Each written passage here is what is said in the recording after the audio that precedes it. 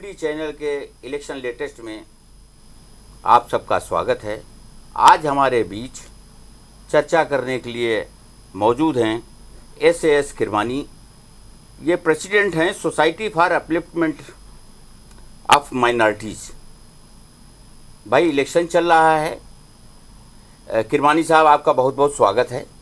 शुक्रिया। इलेक्शन चल रहा है और इलेक्शन चलता है तो पिछले तमाम दशकों से देखा जा रहा है कि माइनॉरिटी को एक वोट बैंक के रूप में देखा जाता रहा। तमाम सरकारें आईं, सरकारों ने उनके लिए तमाम प्रयास किए। बड़ी जोरदारी के साथ सच्चर कमेटी राजेंद्र सिंह सच्चर साहब की अध्यक्षता में बनाई गई थी और इस सच्चर कमेटी ने 2006 में 30 नवंबर 2006 को लोकसभा में इसकी रिपोर्ट पेश की गई। इस रिपोर्ट में माइनॉरिटी के अपलिफ्टमेंट के लिए बहुत सी बातें कही गई थी। हालांकि कांग्रेस का दावा है कि हमने उस कमेटी की 90% से ज़्यादा बातों को मान लिया और उनका इम्प्लीमेंट कर लिया। लेकिन अगर हकीकत में देखा जाए तो स्थितियां ये हैं किरमानी साहब कि ये माइनॉरिटी जहाँ था वहीं है। कोई बहुत न तो एजुकेशन के क्षेत्र में अपलिफ्टमेंट हुआ, न कोई सोशो इकोनॉमिक क्षेत्र में कोई हुआ। वो जहाँ था वैसी ही दशा को वो प्राप्त है। क्या कारण लगता है इसका आपको किरमानी साहब? देखिए, आपने सही फरमाया कि मुस्लिम को हमेशा एक वोट बैंक की तरफ से देखा गया जी। तो अगर मैं फ्रैंकली ये बात करूं तो इसके लिए जो रिस्पॉन्सिबल ख़ुद हमारी कम्युनिटी भी है, क्योंकि अगर हमें इस तरह से यूज़ किया जा रहा है तो हमें इस फैक्ट को, इस तथ्य को समझना चाहिए। और जो society for the upliftment of minority, ये उसी का जवाब है। हमेशा हम इतनी बड़ी पॉपुलेशन के हिसाब से डेमोग्राफिक हमारी परसेंटेज है, हमारी परसेंटेज 18% है, मतलब जहाँ तक मुस्लिम की बात है। और अगर और माइनॉरिटीज़ को इंक्लूड कर लें तो वो परसेंटेज जो है टोटल जो है 21 पॉइंट समथिंग हो जाती है, के आसपास हो जाती है, के आसपास हो जाती है।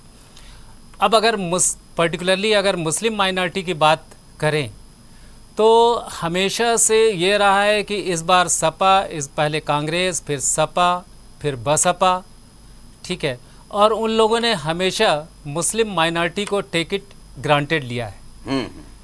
जबकि फैक्ट ये है कि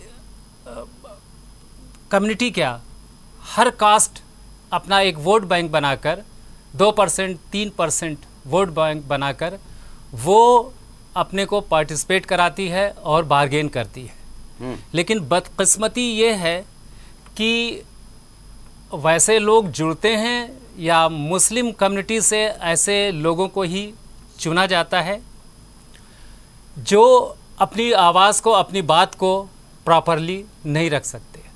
तो इसलिए हमने ये डिसाइड किया है कि अपलिफ्टमेंट की जहाँ तक बात है, देखिए किसी भी कम्युनिटी के लिए अपलिफ्टमेंट के लिए हमें 5-6 चीज़ों की ज़रूरत होती है।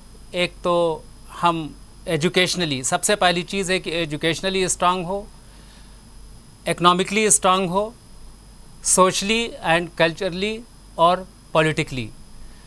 तो इस वक्त एट प्रेजेंट जो हमारे साथ जो एजेंडा है वो 4 एजेंडा जिस पर कि हम काम कर रहे हैं और तमाम प्रोफेशनल। साहब, आपने बहुत अच्छी बात बताई जी कि एजुकेशन, इकोनॉमिकल, इन सेक्टर्स में मजबूती की जरूरत है। बहुत अच्छे शिक्षाविद भी हैं। जी जी शिक्षा के क्षेत्र में आपने बहुत काम किया है पूरे ऑल ओवर वर्ल्ड, मतलब जाने माने इंजीनियर भी रहे हैं जी। तो क्या बताएंगे कि एजुकेशन की फील्ड में सरकारें क्या कर रही हैं और क्या होना चाहिए? क्या सुझाव हैं आपके कि जो ये सोसाइटी अन्य लोगों के साथ ही मिलकर और बिल्कुल उसी तरीके से शिक्षा के क्षेत्र में खड़ी हो? जी देखिए, इसमें मेरा जो अपना एक्सपीरियंस रहा और मेरा जो इंटरेक्शन रहा वो मेजॉरिटी कम्युनिटी से भी काफ़ी रहा और उस पर काफ़ी डिस्कशन हुआ। बहुत तमाम सारे पॉलिटिशियन, मेंबर ऑफ पार्लियामेंट, मतलब इन लोगों से भी मेरी बातचीत हुई और उन लोगों ने ये कहा कि भाई आप अपनी कम्युनिटी के लिए आप लोग जो है कोई मजबूती से कोई काम हर वक्त आप गवर्नमेंट की तरफ ही जो है देखते हो। तो मैंने कहा ठीक है। तो उन लोगों ने मतलब इनकरेज किया कि आप ये करिए और इसमें हम लोग आपके साथ हैं। मेरा अपना जो सोसाइटी का एक मोटो है कि जैसे किसी भी परिवार में अगर बहुत तमाम सारे सदस्य हैं और उसमें 2 सदस्यों के बीच में या परिवार के सदस्यों के बीच में एजुकेशनली, इकोनॉमिकली अगर ये डिफरेंस बहुत ज़्यादा होगा तो उस परिवार में कभी शांति नहीं होगी। अगर शांति नहीं होगी तो उस परिवार का विकास नहीं होगा।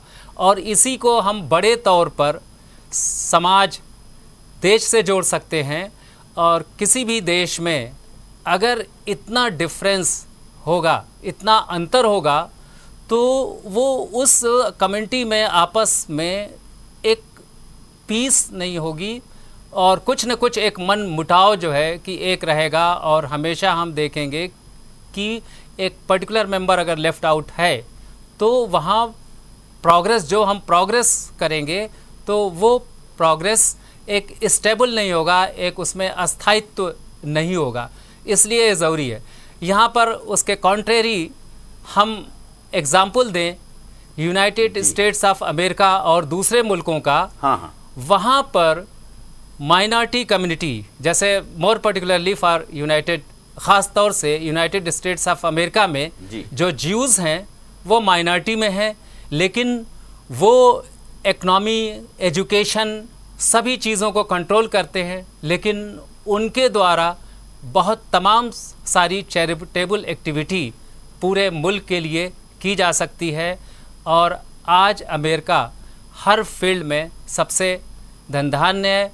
वहाँ पर किरमानी साहब, जैसे आपने बताया जी कि अमेरिका में जूस जो हैं वो माइनॉरिटी हैं, इसके बाद भी वो मुख्य धारा में शामिल हैं और वहाँ की व्यवस्था का एक हिस्सा बने हुए हैं।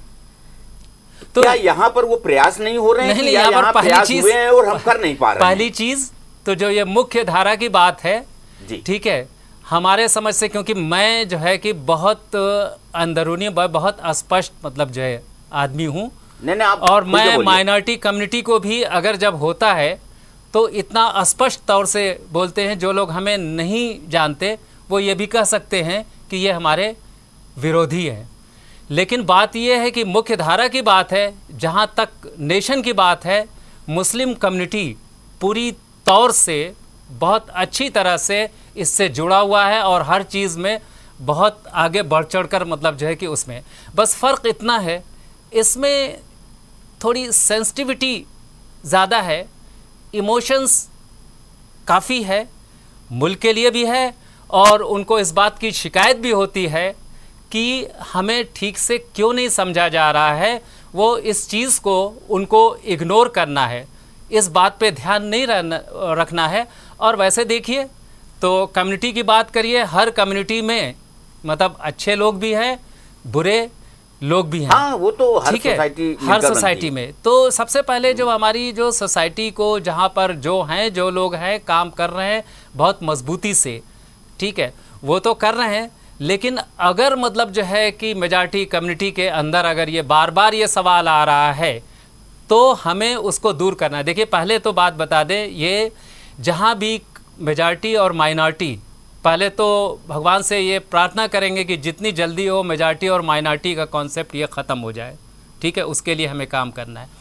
और जहाँ भी एक स्टैंडर्ड प्रिंसिपल है हर मुल्क का कि इसको बहुत पहले भी ये कहा जा चुका है, wherever minority and majority exist, जहाँ भी मेजॉरिटी और माइनॉरिटी कम्युनिटी एग्जिस्ट करती है, इट इज़ द रिस्पॉन्सिबिलिटी, ये मेजॉरिटी कम्युनिटी की जिम्मेदारी है कि वो उनको कॉन्फिडेंस दिलाएं, उनको विश्वास दिलाएं कि हम बड़े भाई की तरह से तुम्हारे साथ हैं। नहीं, बहुत अच्छी बात है। लेकिन ऐसा हुआ नहीं।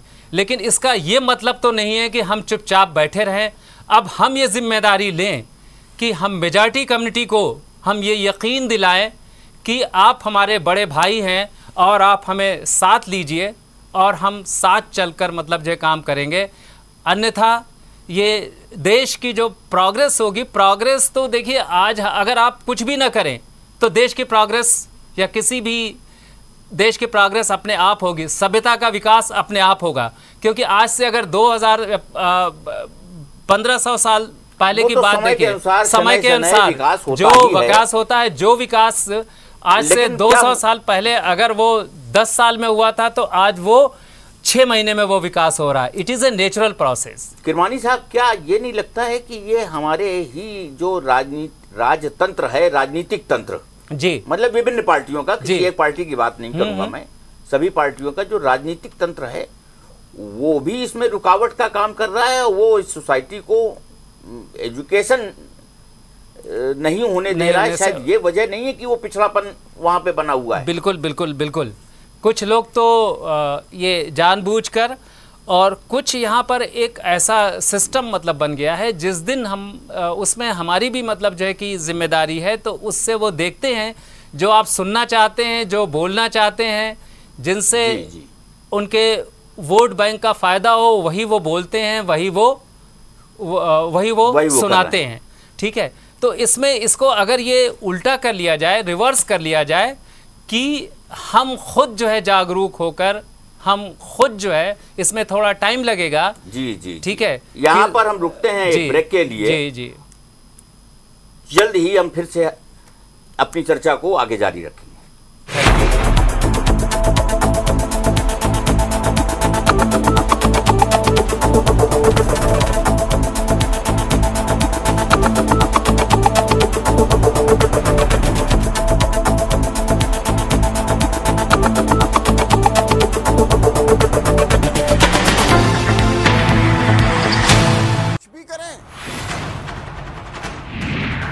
परेशानी का होगा हल। बड़ा से बड़ा अपराध करें, हम उठाएंगे आपकी आवाज और उन्हें सजा न दी जाए। देखते रहिए पब्लिक फोरम, सिर्फ जेएमडी न्यूज पर, डॉक्टर रमेश वर्मा के साथ। प्रकृति है जीवन का आधार।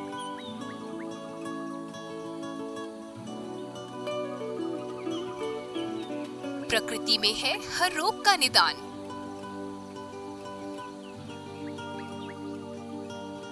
हो सामान्य या फिर भयावह रोग,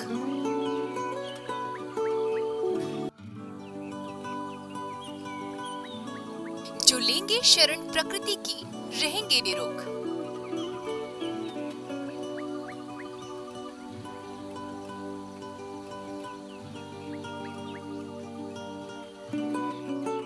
देखिए नेचुरो मंत्रा, सोमवार से शुक्रवार दोपहर 3 बजे सिर्फ जेएमडी न्यूज पर। नमस्कार, मैं आचार्य पंडित पवन तिवारी ज्योतिष चक्र के माध्यम से आपको बताएंगे रोजाना आपके राशियों का हाल, कैसा रहेगा आज का दिन आपका और क्या है आज का नक्षत्र। सुबह 8:30 बजे ज्योतिष चक्र में जेएमडी न्यूज पर। के दुबे पद्मेश का नमस्कार। अब हम आपको प्रत्येक रविवार को आपकी समस्याओं का करेंगे समाधान ज्योतिष के दर्पण पे। आपको भेजना होगा अपनी जन्म तिथि, जन्म का समय और जन्म का स्थान। किस पर? जेएमडी पर, केवल जेएमडी पर। और उसके बाद बताएंगे देश में क्या होने वाला है, कैसे पर्व और त्योहार मनाएं। प्रत्येक रविवार को 11 बजे से 12 बजे तक हम करेंगे ज्योतिष के माध्यम से मानव सेवा। नमस्कार।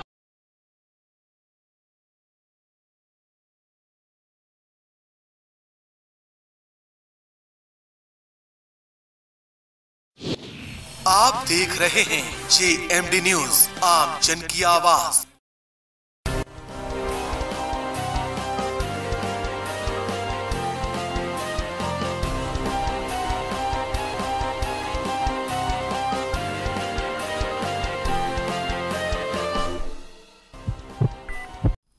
माइनॉरिटी के अपलिफ्टमेंट की किरमानी साहब, मैं जानना चाहूँगा, जब माइनॉरिटी की बात होती है तो मेजॉरिटी अपने आप आ जाती है। जी। कल नरेंद्र मोदी प्रधानमंत्री जी ने महाराष्ट्र की कुछ सभाओं में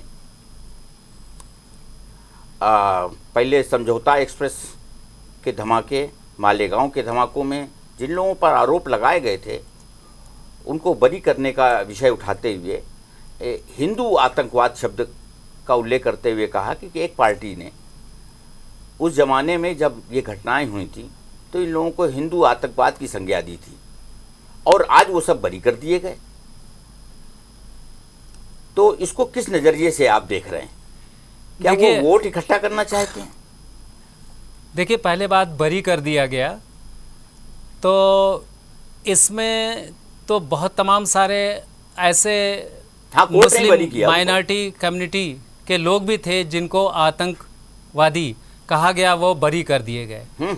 ठीक है, इसी तरह से इसमें अगर वो हिंदू कम्युनिटी से या रिलीजन से जिससे भी अगर जुड़े हुए लोग हैं बरी कर दिए गए और उनका नाम अगर हिंदू आतंकवादी, तो हिंदू आतंकवादी मतलब जैसे अगर इसका मतलब अगर आप ये कहें मुस्लिम आतंकवादी तो इसका मतलब कि पूरी मुस्लिम कम्युनिटी आतंकवादी हो गई।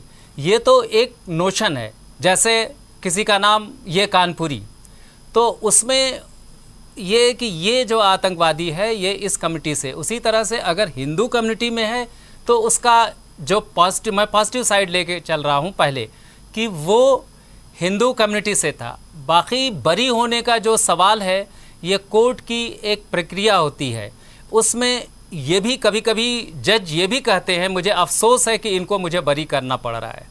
ठीक है, आपने कैसे पैरवी की है, आपने क्या सबूत, बहुत से फैक्टर्स होते उसमें हैं। बहुत तमाम सारे फैक्टर्स हैं। कहने का मतलब तो बरी कोई गवर्नमेंट नहीं मतलब है, बरी गवर्नमेंट इस तरह से करा सकती है कि वो सारे सबूत जो है ठीक से ना पेश करे, उस प्रोसेस को रेजिस्ट कर दे, स्लो कर दे, तो गवाह ठीक से नहीं मतलब पेश आपका आशय ये है कि किसी भी आतंकवाद केवल आतंकवाद है जी, और उसको हिंदू और मुसलमान या किसी अन्य के रूप में नहीं देखा जाना चाहिए। एक जमाने में सिख आतंकवाद भी हुआ था, बिल्कुल बिल्कुल, लेकिन उसको आतंकवाद केवल आतंकवाद है और उसकी निंदा हर हालत में की जानी चाहिए, उसकी आलोचना होनी चाहिए उसकी हालत में। और हम ये सभी देशवासियों की जिम्मेदारी है, और ऐसे कोई भी अगर आतंकवाद से जुड़ा हुआ कोई भी चीज़ है तो उसको प्रॉपर फोरम पर रिपोर्ट करें।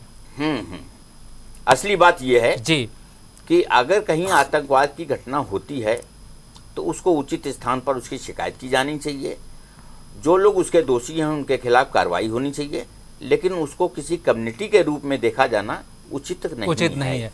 एक बात आपने और कही जी, मोदी जी किस तरह से इसको देख रहे हैं हिंदू आतंकवाद। देखिए, ये इलेक्शन, ये चुनाव का माहौल है, उन्होंने एक संदर्भ के रूप में उठाया कि उस जमाने में कुछ पार्टियों के लोगों ने हिंदू आतंकवाद कहा था, लेकिन वो सब बरी हो गए। देखिए साहब, बरी हो गए। देखिए उससे, देखिए एक चीज़ ये है, मैं बहुत ही साफ तौर पर मतलब जाइए, भारतीय जनता पार्टी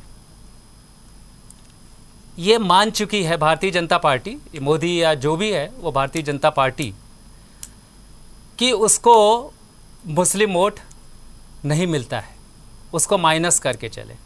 ठीक है, और अगर मैं कहूँ मिलना भी क्यों चाहिए, आपने मतलब जो है कि ऐसा कौन सा अपनी तरफ से एफर्ट्स किए हैं। एक बार जब 2014 में शायद स्टैटिस्टिक चैनल से ही मैंने मतलब जो है कि ये लर्न किया था, 8% मुस्लिम वोट्स मिले थे क्या यूपी में या ऑल टुगेदर, मतलब एक प्रोसेस शुरू हुई थी।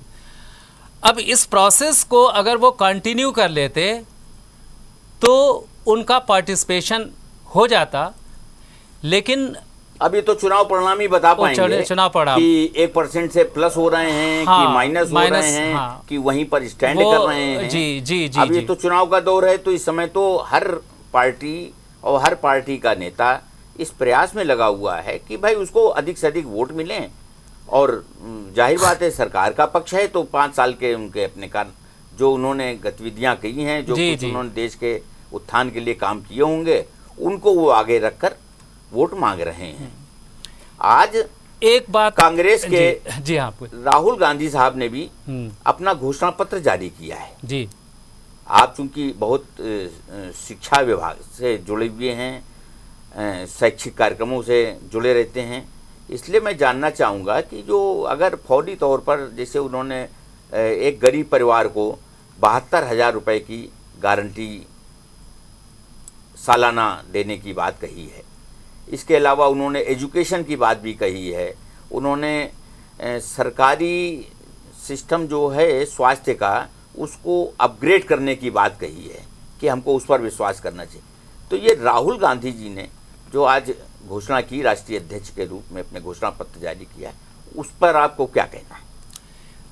देखिए, जो सिस्टम यानी जो एक व्यवस्था हो गई है घोषणा पत्र की कि पब्लिक को लुभाना और पहले कुर्सी ले लो और बाद में क्या होता है, कैसे होता है, कितना होता है, वो बात की बात है।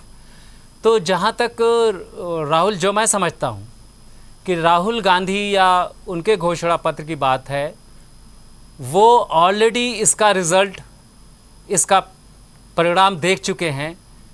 जब 2014 में ऐसी घोषणाएं जो कभी भी पूरी नहीं हो सकती थी, वो घोषणा की गई। चर्चित 15 लाख रुपए की बात, ठीक है, पब्लिक जनता उससे प्रभावित हुई थी, और क्यों नहीं हो। इसमें जो है गरीब आदमी के लिए क्या चाहिए, गरीब आदमी के लिए सबसे पहले, ठीक है, मुझे लगता है इसीलिए राहुल जी ने जो राहुल अभी तो जी ने भी, का घोषणा पत्र नहीं आया है, हाँ, लेकिन राहुल जी का जो घोषणा पत्र आया है, हाँ, उसमें भी बहुत उन्होंने सोच समझ कर, वो सोच समझ कर, और शायद उसके साथ में एक बात ये भी कही उन्होंने कि ये जो वादा निभाएंगे, ये भी उन्होंने कहा है जी। तो इसके माने कि लोग, वो भी अब राजनीतिक दल ये महसूस कर चुके हैं कि जो घोषणा पत्र में घोषणाएं करते हैं वो पूरी नहीं हो पाती हैं, और जनता जो है ये सब जानती है जी, जनता बड़ी समझदार है जी, जी, जानती है। शायद इसीलिए अब की बार उन्होंने कहा कि नहीं भाई, जो बातें कही गई हैं इनको पूरा किया जाएगा। जी, वो पूरा किया जाएगा। वो अब देखिए, हम तो यहाँ पर ये नहीं है कि जो आगे क्या होगा, या मेरा इतना इकोनॉमिस्ट है विश्लेषण ये करके बताऊं कि ये होगी कि नहीं होगी, क्या होगा, लेकिन इतना मतलब ये ज़रूर है, जो राजस्थान वगैरह में मोटे तौर पर, राजस्थान में और वहाँ जो कर्ज़ माफ़ी की बात जैसे की है, तो काफ़ी लोगों ने इसमें पॉजिटिव रिस्पांस किया है, पॉजिटिव रिस्पांस दिया है कि हाँ ऐसी चीज़ हुई है, और नहीं भी हैं तो वो तो बहुत तमाम सारे सिस्टम की जो है का किस तरह से इम्प्लीमेंटेशन होता है, तो इस बारे में तो बहुत ज़्यादा जो है किसी अथॉरिटी के साथ चीज़ें नहीं कही जा सकती। हाँ, एक चीज़ कही जा सकती है कि अगर उन्होंने प्रॉमिसेस किए हैं, उन्होंने मतलब घोषणा पत्र में, तो इन्होंने भी ये भी प्रॉमिस कर रहे हैं, और वो देखा है कि पास्ट में मोदी को इसका फ़ायदा हुआ है, तो ये देख रहे हैं कि, और ये हमेशा से हर जगह पर, तमिलनाडु में देखिए हर वक्त साइकिल दे देंगे, कंप्यूटर दे देंगे, ये तो सभी पार्टी। तो अगर कोई पार्टी जो और पार्टी कर रही है, क्योंकि पब्लिक का भी ये किरमानी साहब बहुत अच्छे ढंग से आपने माइनॉरिटी अपलिफ्टमेंट की बातें की, राजनीतिक दलों के घोषणा पत्र के बारे में भी आपने बताया, और राजनीतिक दल किस तरीके से माइनॉरिटीज़ को देखते हैं, उनका नज़रिया क्या है, इस पर भी आपने बहुत अच्छे ढंग से बताया। बहुत बहुत आपका धन्यवाद। धन्यवाद, धन्यवाद निगम साहब। जेएमडी चैनल के इलेक्शन लेटेस्ट में हम इसी तरह चर्चा को आगे भी जारी रखेंगे, अलग अलग विशेषज्ञों के साथ। नमस्कार, thank you.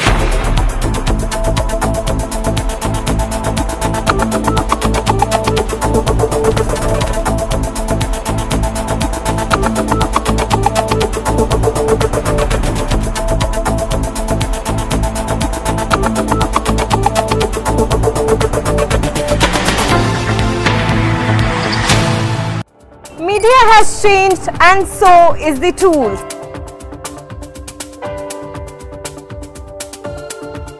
But truth is the currency of news. bringing out the authentic and unbiased highlights from the corridors of politics and administration.